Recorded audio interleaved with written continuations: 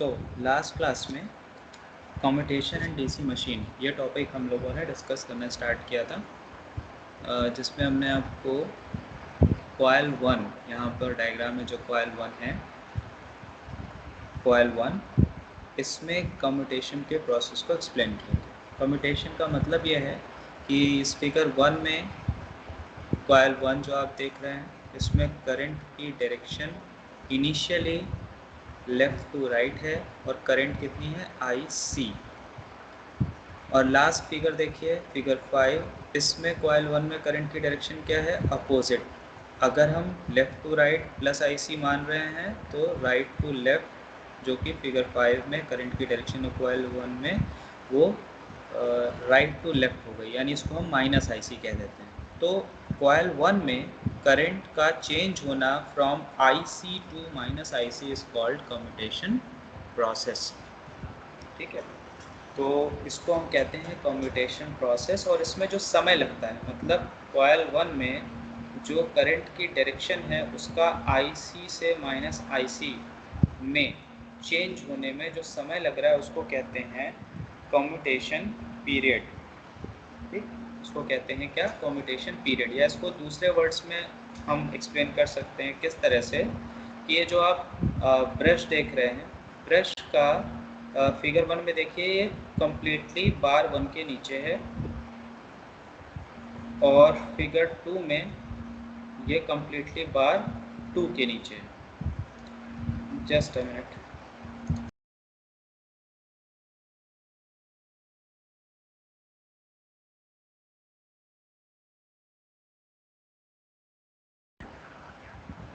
Sorry जी, तो मैं ये कह रहा था कि फिगर 1 में ब्रश की पोजीशन कहाँ है, exactly below the bar 1, and figure 5 में कहाँ पर है ब्रश की position, exactly below the bar 2।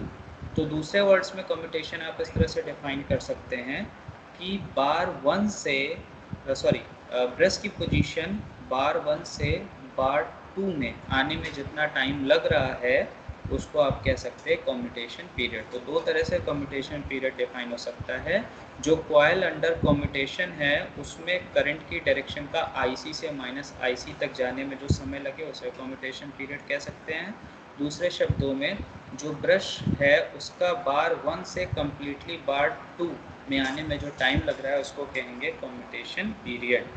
तो हम कम्यूटेशन पीरियड को इस तरह से लिख के डिफाइन कर सकते हैं that the time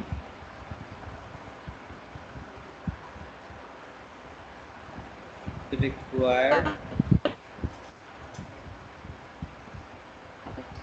by the coil current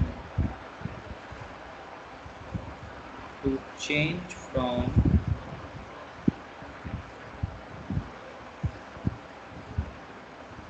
plus IC to minus IC is called the commutation period।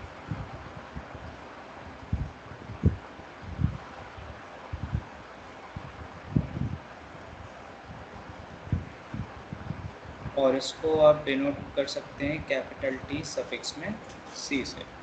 इसी तरह से in other words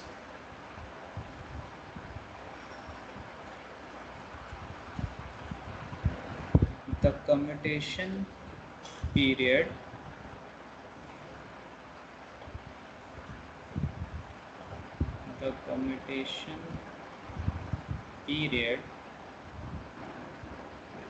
may be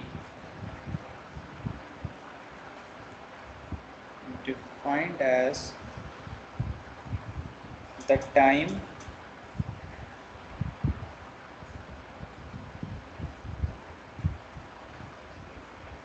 required, time required नहीं, हम मेजर होना चाहिए, the time measured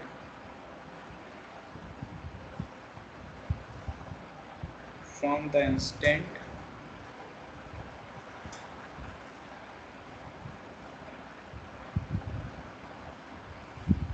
the brush is fully on bar 1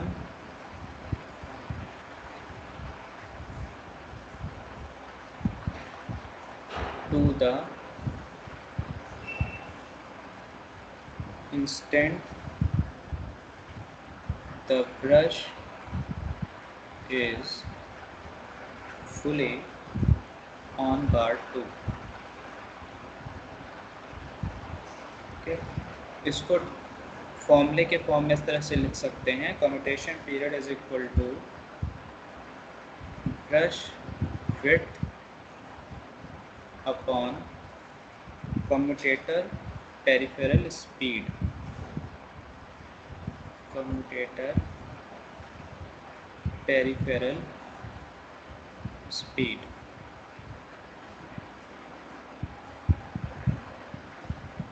इस तरह से हम डिफाइन कर सकते हैं कम्यूटेशन पीरियड को। ठीक है, अब यहाँ पर जो, एक मिनट, ब्रश की स्पेलिंग गलत लिख दिया।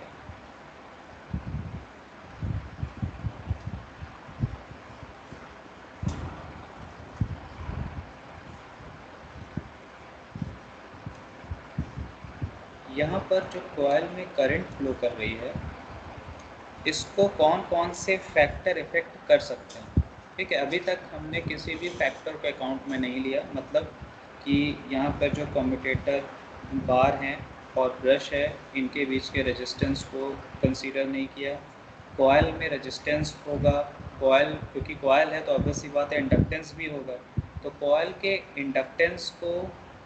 इंडक्टेंस को, रेजिस्टेंस को, और जो कम्यूटेटर सेगमेंट और ब्रश के बीच का रेजिस्टेंस है, चाहे वो 2 और ब्रश के बीच में, सेगमेंट 2 और ब्रश के बीच में, सेगमेंट 1 और ब्रश के बीच में, सारे रेजिस्टेंसेस को हमने नेगलेक्ट करके रखा हुआ है, और कॉइल का जो रेजिस्टेंस और इंडक्टेंस है, इसको भी हमने नेगलेक्ट करके रखा हुआ है।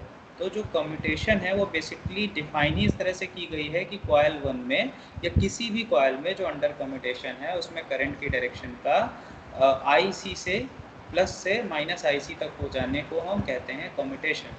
तो ये सारे जो फैक्टर अभी हमने आपको बताए, इनको अगर हम कंसिडरेशन में ले लें, यानी क्योंकि ये क्या इफेक्ट करेंगे, किसको, करंट को, रेजिस्टेंस इफेक्ट करेगा करंट को, इंडक्टेंस इफेक्ट करेगा करंट को।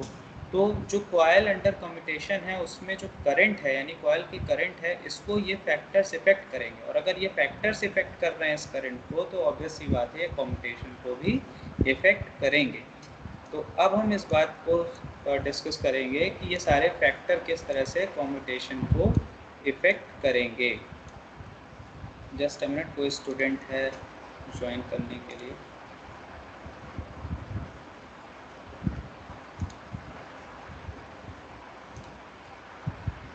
ओके, तो अब हम लोग डिस्कस करते हैं कि करंट है जो कॉइल में, उसको कौन कौन से फैक्टर इफ़ेक्ट करेंगे।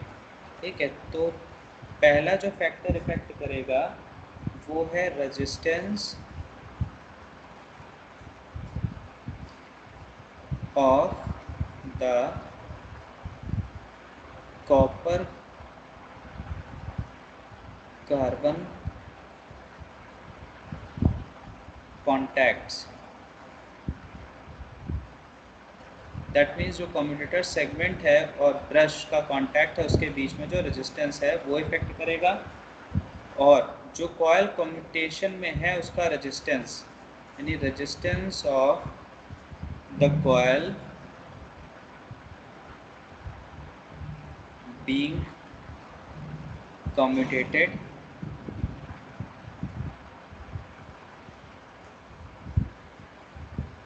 and EMF induced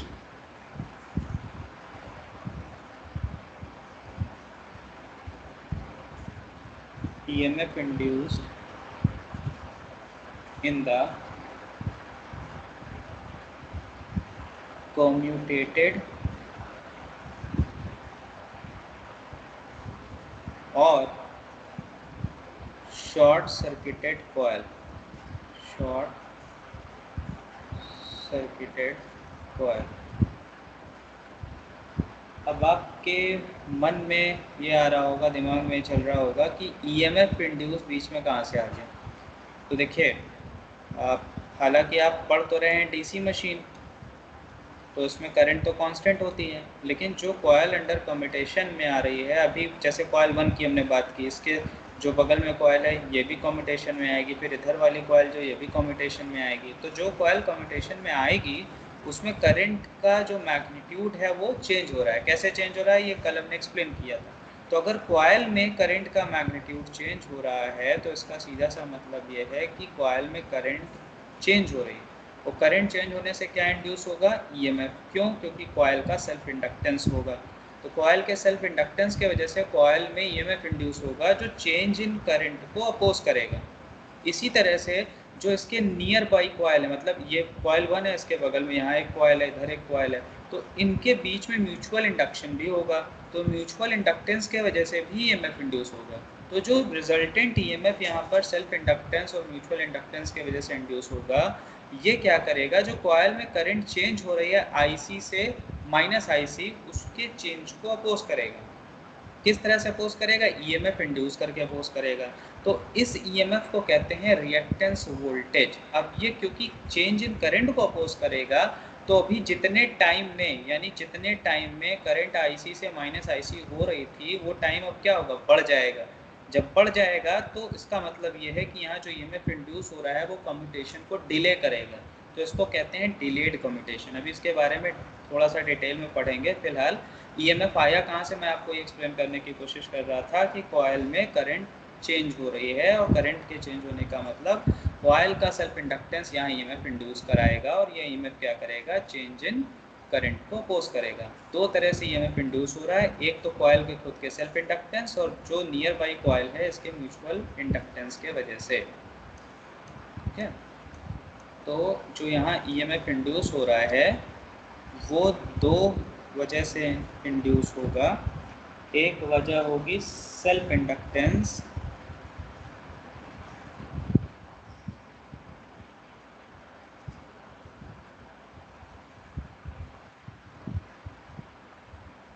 self inductance of coil, और दूसरा रीज़न होगा म्यूचुअल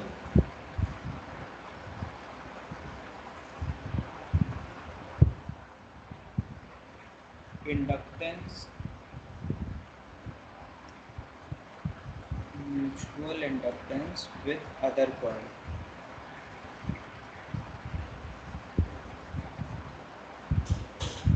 ठीक है,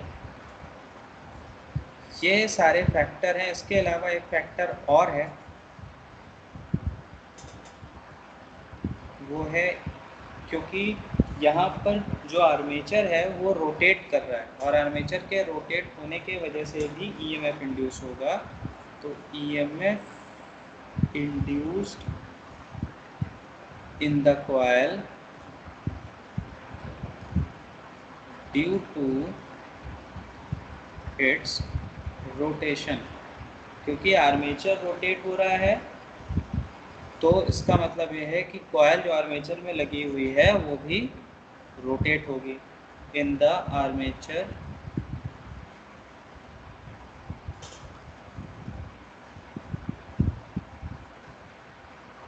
क्रॉस फ्लक्स।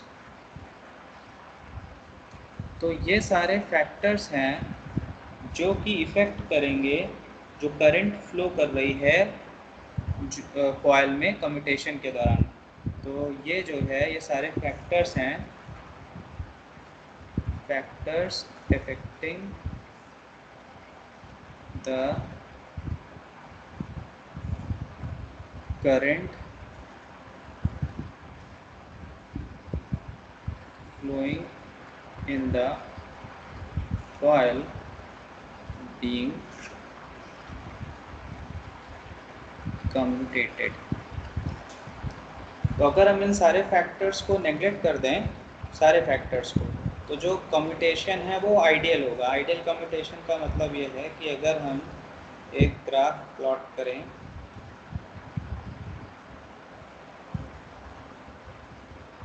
टाइम के रिस्पेक्ट में, और कॉइल के करंट के रिस्पेक्ट में। तो जो कॉइल में करंट है, जैसे कॉइल 1 हमने डायग्राम में लिया है, तो कॉइल 1 की करंट का प्लस आईसी से माइनस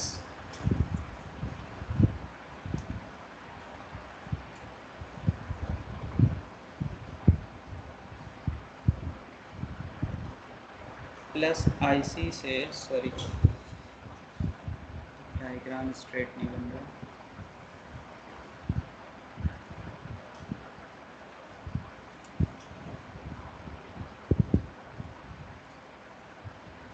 प्लस आईसी से माइनस आईसी में अगर ये लीनियरली चेंज हो रहा है तो इसको कहते हैं ideal commutation.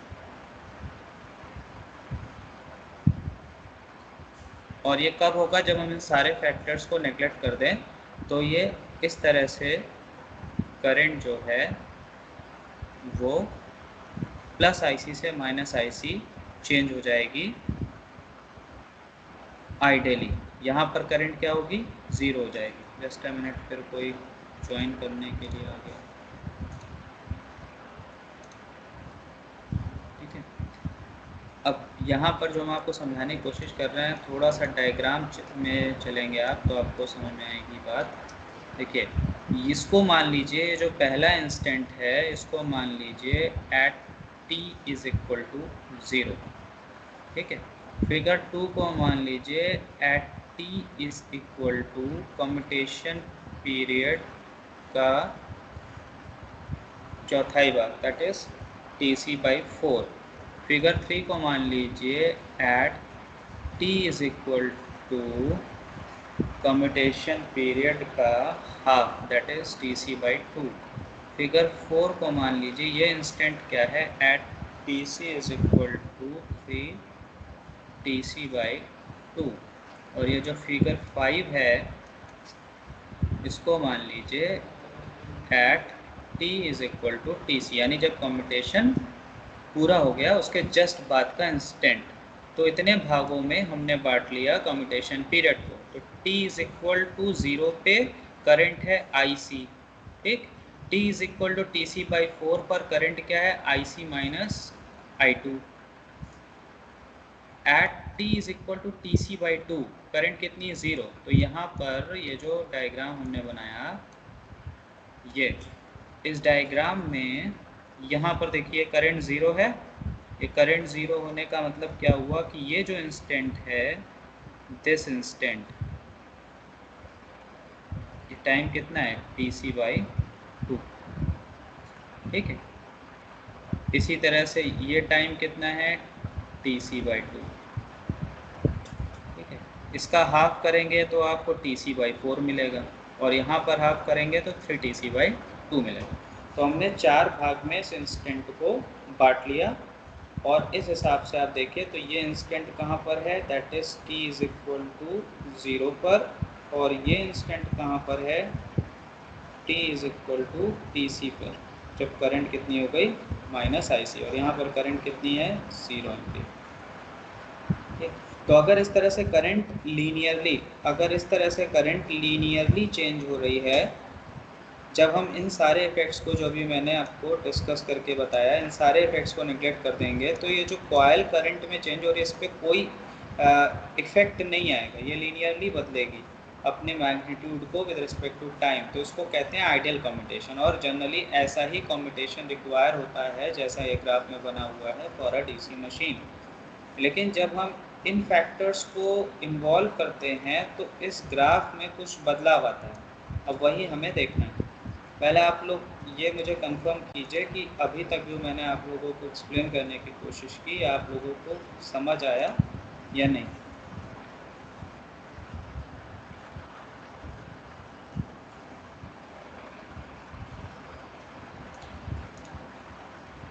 Anirudh Mishra. Yes sir.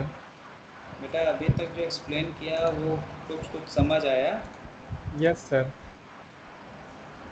बाकी लोग भी कोई कंफर्म करो।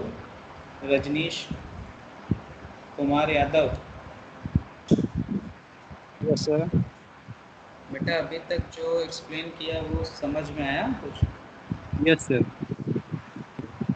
कोई ऐसा स्टूडेंट जिसको अभी तक जो मैंने एक्सप्लेन किया वो समझ में ना आया हो तो वो बोल सकता है, मैं उसको दोबारा एक्सप्लेन कर दूँगा,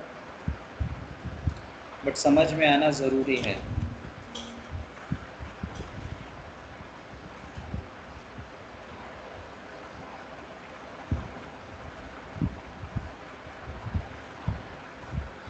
चलिए, अब आप लोग तो बताएंगे नहीं कि समझ में आया कि नहीं ग्राफ समझ में। सर थोड़ा फिर से बता दीजिए सर जी। ग्राफ।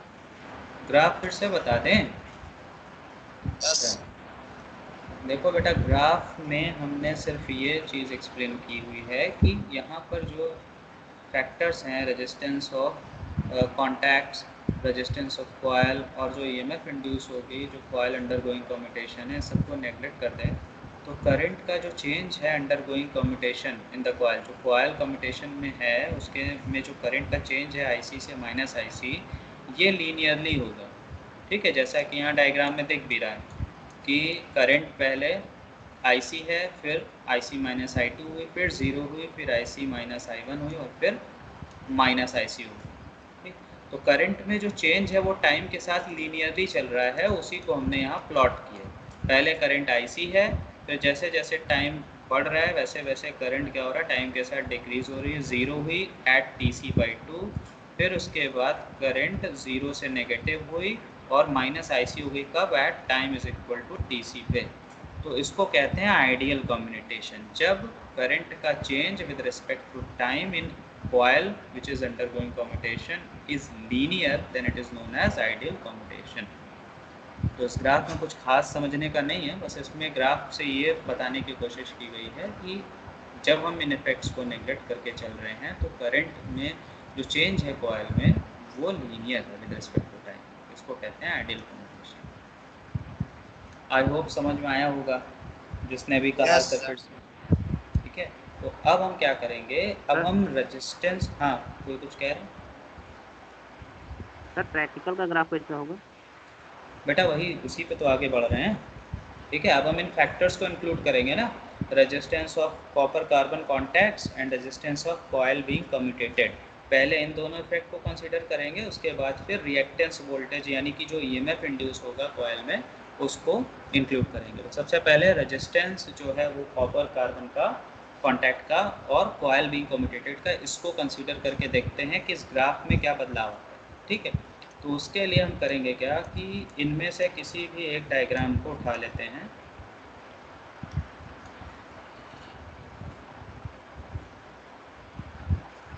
ये वाले डायग्राम को, पहले यहाँ करंट आईसी है, फिर यहाँ पर कितनी हुई आईसी माइनस आई टू। जब ये जो ब्रश है, ये ब्रश जो आपका सेगमेंट वन है, इस सेगमेंट वन से जस्ट इंटर कर रहा है किधर, नीचे सेगमेंट टू के, यानी इस जो ब्रश का कांटेक्ट है वो ब्रश वन से जस्ट जाके मिलना शुरू हुआ किससे, बार टू से।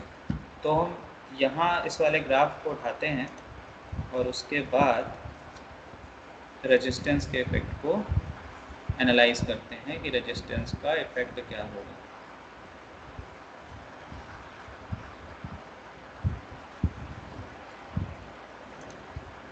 टाइम को याद रखिएगा, जो अभी टाइम हमने डिवाइड किया है यहाँ पे, time is T is equal to zero, time T is equal to T C by 4, क्योंकि इसकी ज़रूरत पड़ेगी।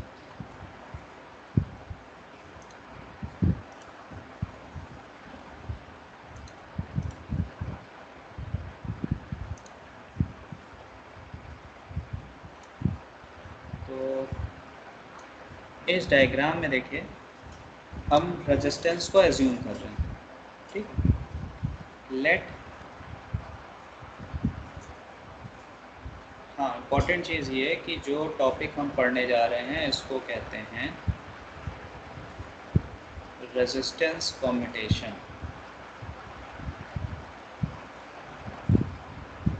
मतलब कि ब्रश और कम्यूटेटेड सेगमेंट के बीच का जो रेजिस्टेंस है यानी कॉन्टैक्ट रेजिस्टेंस, यहाँ पर ब्रश और सेगमेंट के बीच का जो रेजिस्टेंस है इसको कहते हैं कॉन्टैक्ट रेजिस्टेंस, कॉयल का रेजिस्टेंस। इसके वजह से जो कम्यूटेशन में फ़र्क आता है उसको कहते हैं रेजिस्टेंस कम्यूटेशन।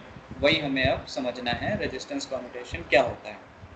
तो इसके लिए हम कुछ चीज़ें एज्यूम कर लेते हैं। उसमें से पहली ये बात है कि that let R C is equal to coil resistance.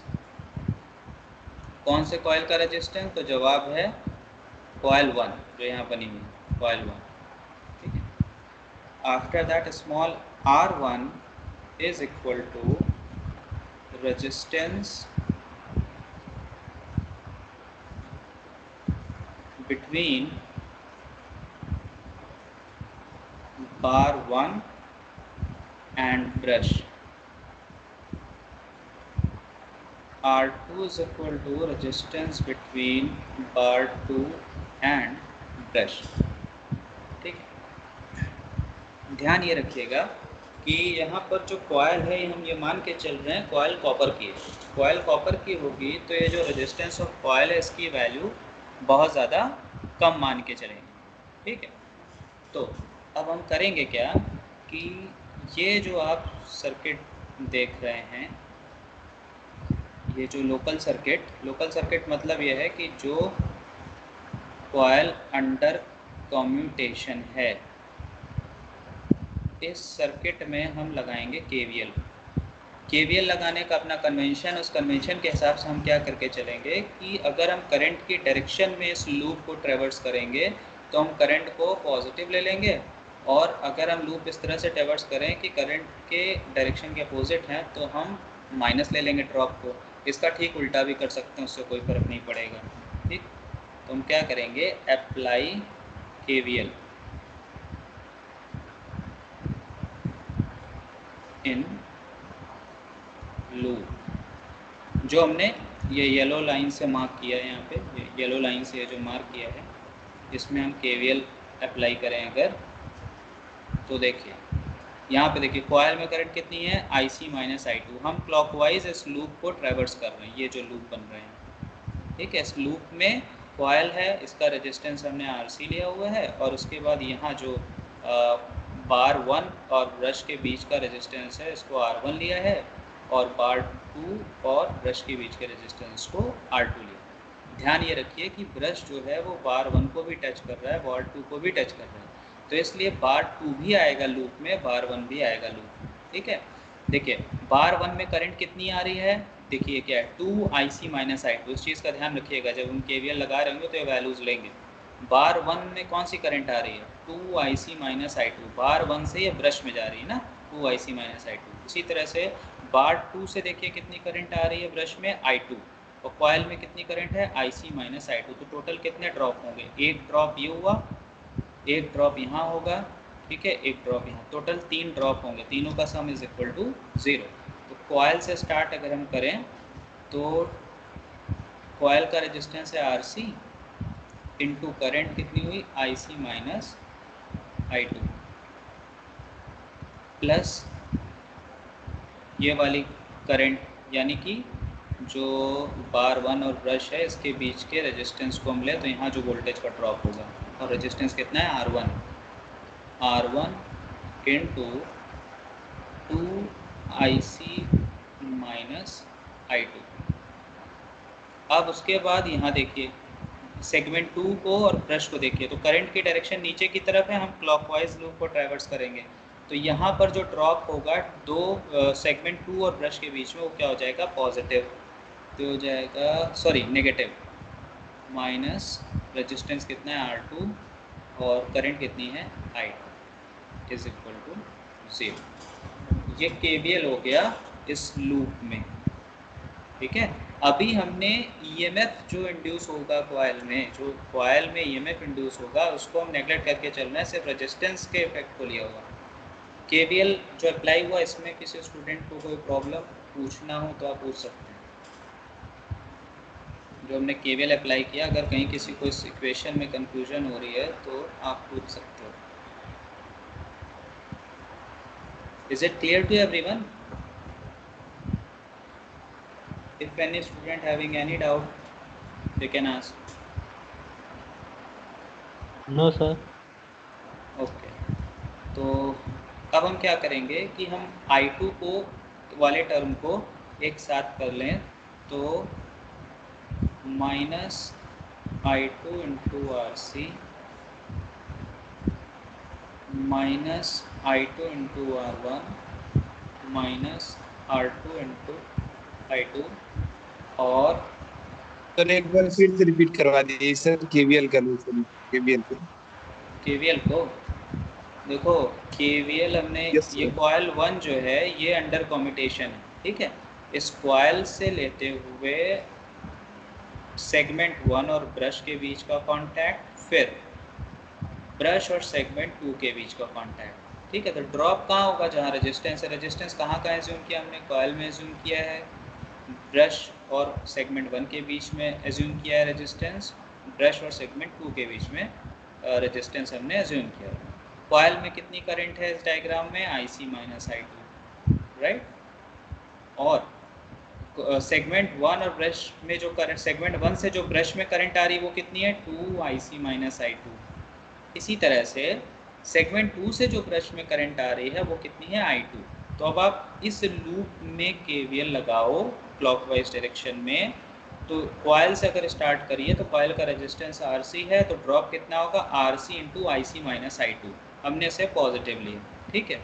इसी तरह से जो सेगमेंट 1 है और ब्रश है, इसमें जो करंट आ रही है वो 2IC माइनस I2 है। रेजिस्टेंस कितना कंसीडर किया, R1। तो ड्रॉप कितना होगा, R1 into 2IC minus I2।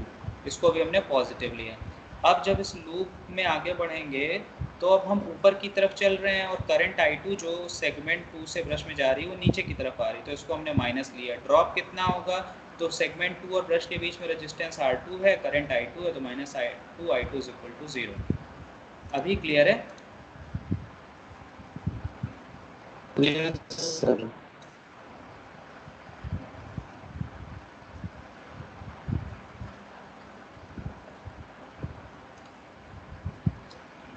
तो अब I2 वाले टर्म्स को एक साथ रख के बाकी टर्म्स को उठा के राइट हैंड साइड में ले जाएं, तो minus RC IC minus R1 into 2IC, ठीक है। माइनस कॉमन ले लिया जाए तो I2 को आप कॉमन लीजिए, दोनों साइड माइनस है, मल्टीप्लाई कर दीजिए माइनस से left hand side right hand side में, तो लेफ्ट हैंड साइड में जाएगा R1 plus R2 plus RC is equal to IC common लीजिए तो हो जाएगा R1 प्लस RC। यहाँ तक सबको क्लियर है? यहाँ पर 2 यहाँ 2 R1 होगा ना? हाँ हाँ बिल्कुल बिल्कुल 2 होगा, 2R1 प्लस RC हो, राइट। अब सही है। अब यहाँ से आप यस सर। I2 की वैल्यू निकालिए तो हो जाएगा IC इंटू न्यूमरेटर में 2R1 plus RC upon R1 plus R2 plus RC। इसको कर लेते हैं इक्वेशन 1। तो ये करंट कितनी हुई, यहाँ पर I2 हमने निकाला। I2 कहाँ से आ रही है, I2 देखिए यहाँ से आ रही है, सेगमेंट 2 से जा रही है ब्रश में। हमें करंट कौन सी निकालनी है, करंट इन कॉइल, ठीक है। हमको ये देखना है ना कि जब रेजिस्टेंस के इफेक्ट को हम ले रहे हैं तो क्या चेंजेस आ रहे हैं, ठीक है। तो यहाँ पर हमें वैल्यू चाहिए जो इस इंस्टेंट पर, इस पर्टिकुलर इंस्टेंट पर कॉइल 1 में है, वो कितनी करंट है, IC माइनस I2। तो हम क्या करते हैं कि इस IC माइनस I2 को एज्यूम कर लेते हैं स्मॉल IC। तो हम यहाँ लिखेंगे that current in coil 1 IC is equal to IC capital IC minus I2। तो इक्वेशन 1 से I2 की वैल्यू आप यहाँ पुट कीजिए तो IC कॉमन हो जाएगा, 1 minus 2R1 plus RC upon R1 plus R2 plus RC, right. अब हम क्या करेंगे, एलसीएम लें अगर,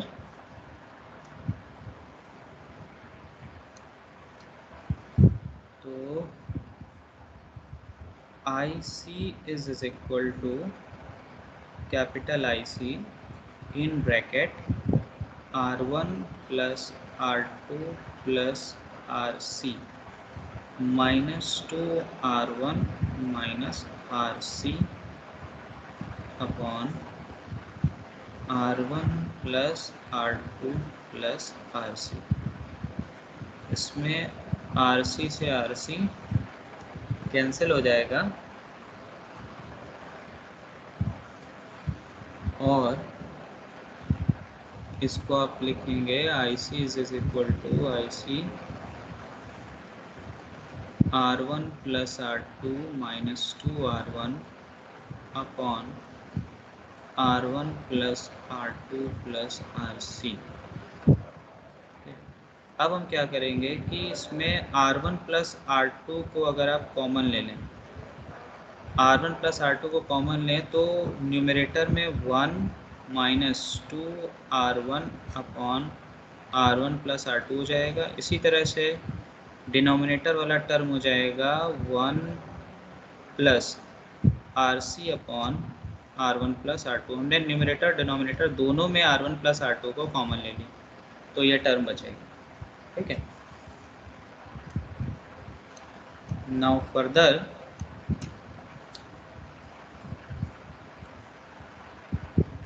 if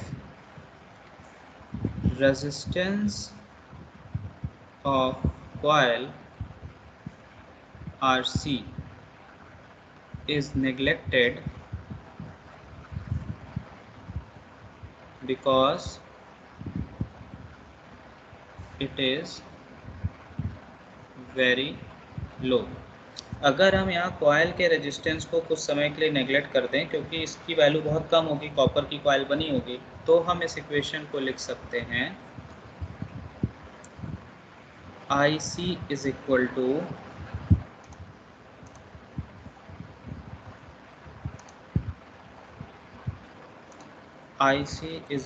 to capital IC bracket में 1 minus 2 R1 upon R1 plus R2। ये हो गई इक्वेशन 2, ओके। अब यहाँ पर रेजिस्टेंस में जो चेंजेस आएंगे ड्यूरिंग कम्यूटेशन वो किस तरह से आएंगे कांटेक्ट के रेजिस्टेंस पे, से ध्यान से समझिए।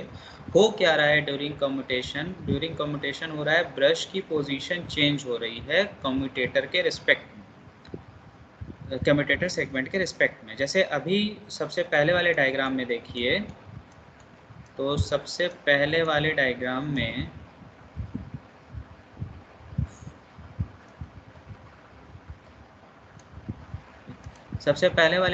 में जो ब्रश की पोजीशन है वो पूरी तरह से सेगमेंट 1 के बिलो है। दूसरे वाले डायग्राम में जस्ट ब्रश ने सेगमेंट 2 को टच करना शुरू किया। तीसरे वाले में दोनों में इक्वल पोजीशन है।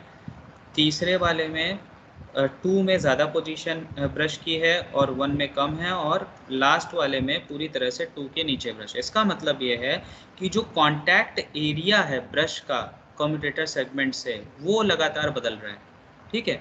अब हो क्या रहा है कि अगर आप यहाँ मोशन को ध्यान दीजिए तो ब्रश की जो पोजीशन में चेंज हो रहा है उससे क्या हो रहा है कि जो एरिया ब्रश और सेगमेंट 1 के नीचे है वो लगातार डिक्रीज हो रहा है, और जो एरिया सेगमेंट 2 और 1 के बीच में है वो लगातार कांटेक्ट एरिया बढ़ रहा है। पहले डायग्राम से देखिए, फिर दूसरे डायग्राम में आइए, तो जो एरिया कांटेक्ट में है ब्रश 1 और सेगमेंट 1 और ब्रश के बीच में वो पहले से रिड्यूस हुआ, तीसरे में और रिड्यूस हुआ, चौथे में और रिड्यूस हुआ, और पांचवें में क्या हुआ, 0 हो गया जो कांटेक्ट एरिया है ब्रश 1 से सेगमेंट 1 से ब्रश का।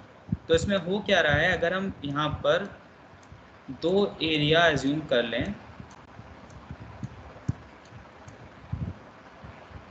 इस इक्वेशन में अगर हम दो एरिया एज्यूम कर लें, और वो किस तरह से, that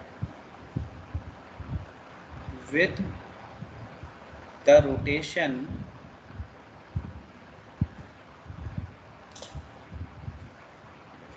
of the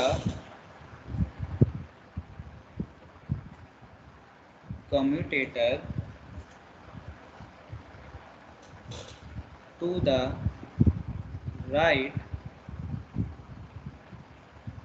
area A1, अब यहाँ पर एरिया A1 क्या है, पहले इसको डिफाइन कर लिया जाए, उसके बाद इस लाइन को लिखते हैं।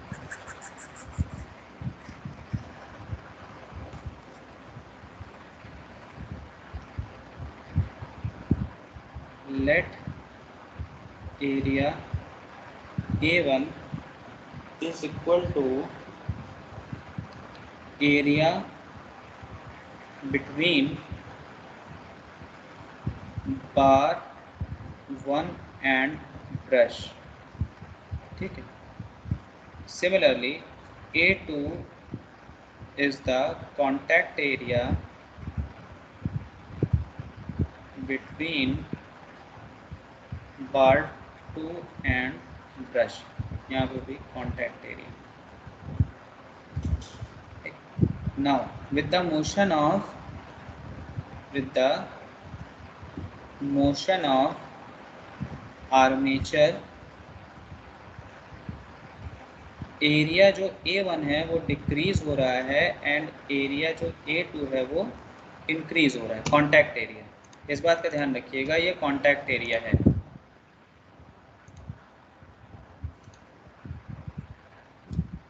अब जो रेजिस्टेंस होते हैं यहाँ पे R1 R2 भी क्या है, ये कांटेक्ट रेजिस्टेंस है। इसी तरह से जो एरिया A1 और A2 ये भी क्या है, these are also contact area. तो जो एरिया होता है वो इन्वर्सली प्रोपोर्शनल होता है रेजिस्टेंस के। इसी तरह से R2 जो है वो भी इन्वर्सली प्रोपोर्शनल होगा A2 के। तो हम इक्वेशन 2 में अगर इसको अकोमोडेट कर दें तो हम ये लिख सकते हैं that IC is equal to IC bracket में 1 माइनस 2 R1 के प्लेस पे A1 upon 1 upon A1 plus 1 upon A2। इसको आप सिंप्लीफाई करेंगे तो 1 माइनस, या इसको आप लिख सकते हैं ना 1 upon A1 plus 1 upon A2 minus 2 upon A1 upon A1 plus A2 upon A1 A2, right. Mathematics है, इससे ये माइनस होगा तो IC ऊपर आएगा A1 minus A2 upon A1 plus A2, ये आएगी value in terms of area. हम एरिया के टर्म्स में इसलिए आ रहे हैं क्योंकि जो कॉन्टैक्ट रेजिस्टेंस है उसमें हमें चेंज देखना है, तो हमें किस में देखना पड़ेगा, कॉन्टैक्ट एरिया में। इसलिए हमने इसको कॉन्टैक्ट एरिया के टर्म्स में सिंप्लीफाई किया समझने के लिए।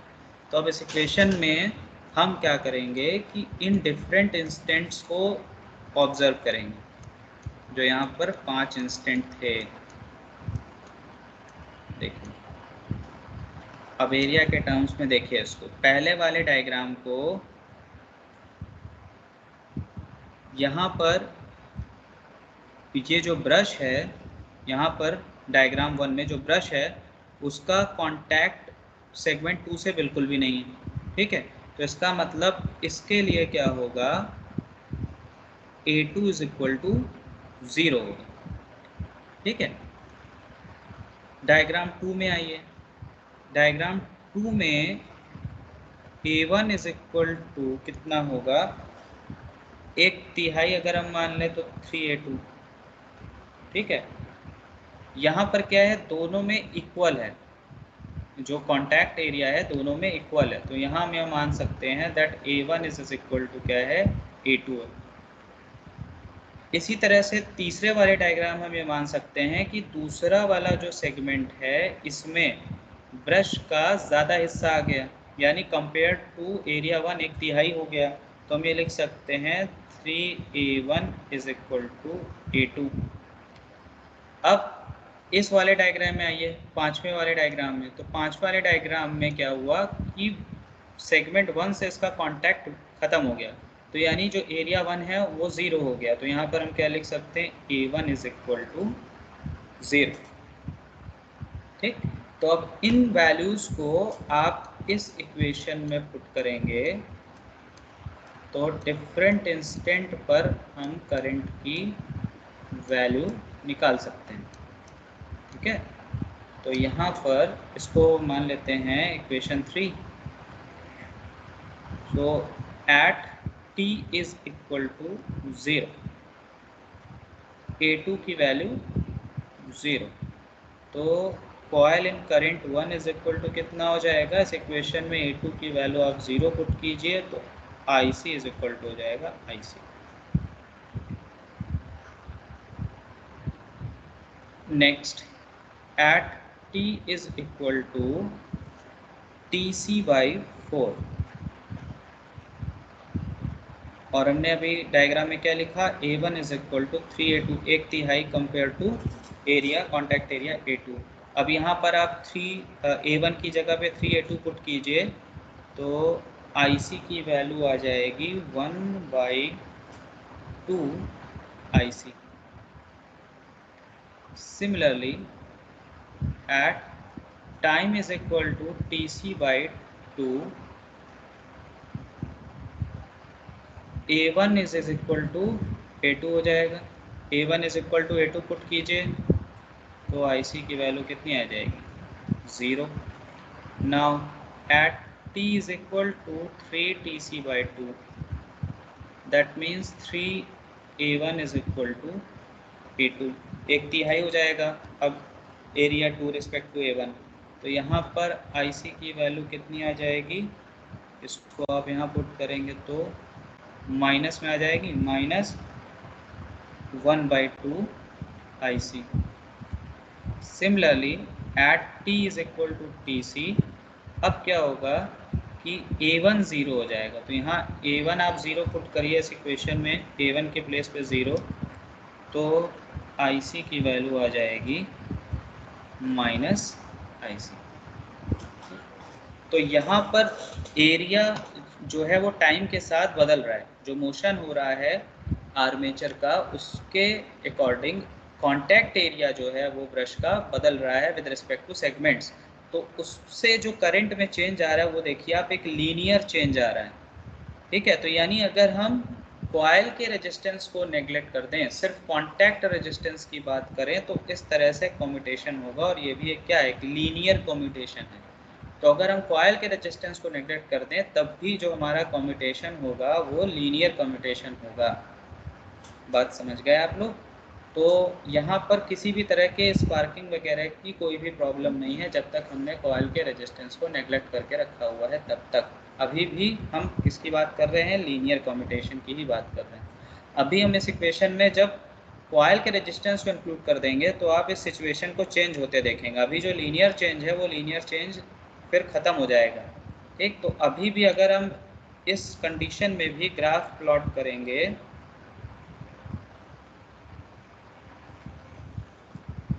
टाइम के रिस्पेक्ट में और कॉइल के करंट का ग्राफ, तो अभी भी ग्राफ जो है वो लीनियर ही मिलेगा।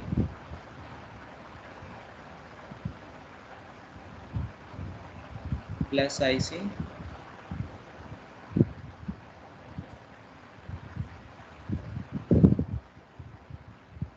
एक्स आई सी। यहाँ से यहाँ तक का जो स्पैन है, टाइम स्पैन है, ये कम्यूटेशन पीरियड हो गया। यहाँ पर करंट 0 हो गया। तो अभी भी जो कम्यूटेशन है वो लीनियर, यानी कि इसको कम्यूटेशन जो है वो क्या होगा, लीनियर कम्यूटेशन।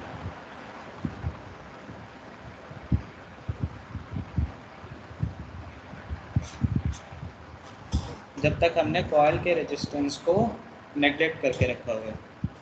अब आप जब कॉइल के रेजिस्टेंस को इंक्लूड करेंगे इस इक्वेशन में, जहाँ से हमने नेगलेक्ट करना शुरू किया था, ये देखिए जहाँ से हमने इसको नेगलेक्ट कर दिया था एनालिसिस को आसान बनाने के लिए, क्योंकि हमें कंपैरिजन के लिए चाहिए था एक रेफरेंस, तो हमने इसीलिए इसको नेगलेक्ट कर दिया, आरसी को नेगलेक्ट कर दिया था। लेकिन जब हम इसको इंक्लूड कर लेंगे तो आप देखेंगे कि पहली वैल्यू तो सेम आएगी, that means at t is equal to 0 IC की वैल्यू IC रहेगी, ठीक है। जब आप सेकेंड वैल्यू निकालेंगे तो यहाँ पर RC के वजह से क्या होगी, जो ये वैल्यू मिल रही है आपको at t is equal to TC/4, इस वैल्यू से कम वैल्यू मिलेगी आपको इस स्मॉल IC की, जब हम RC को इंक्लूड करेंगे, ठीक। इसी तरह से at t is equal to TC/2 पर भी वैल्यू सेम मिलेगी, that means IC is equal to 0, क्योंकि A1 is equal to A2 है ना, तो यहाँ तो 0 आएगा ही आएगा, ठीक है। इसको आप नहीं बदल पाएंगे। ये वाली वैल्यू बदलेगी TC/4 पर, at t is equal to TC/4 पर। इसी तरह से ये वाली वैल्यू बदलेगी at t is equal to 3 TC/2। इस पर भी क्या होगा कि जो वैल्यू IC की आएगी वो -I2/IC से कम आएगी, ठीक है। तो जब हम इसको यहाँ पर प्लॉट करेंगे, नेक्स्ट क्लास में इस चीज़ को देखेंगे, जब इसको यहाँ प्लॉट करेंगे तो ग्राफ कुछ इस तरह से आएगा, ये कुछ इस तरह से आएगा। अगर हम कॉइल के रेजिस्टेंस को इंक्लूड कर लेंगे उस केस में इस तरह से ग्राफ आएगा, ड्यू टू कॉइल रेजिस्टेंस। ये वाला जो ग्राफ है due to resistance of coil, ठीक। ये हम लोग नेक्स्ट क्लास में डिस्कस करेंगे, अभी इतना टाइम बचा नहीं है। फिलहाल इसमें जो आप लोगों को कहीं किसी को कोई दिक्कत हो तो वो पूछ सकता है।